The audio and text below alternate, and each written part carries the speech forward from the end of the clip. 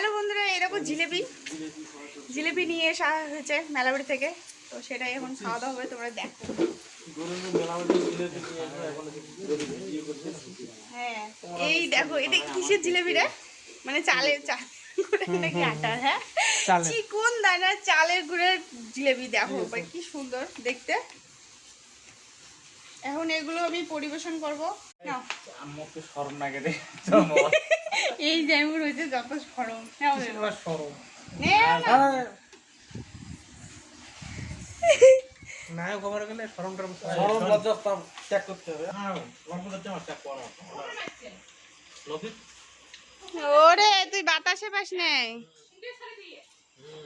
পোষার দাগ দেয়া ওই যে ঠাকুরের যে কার্টুন গুলো আছে না,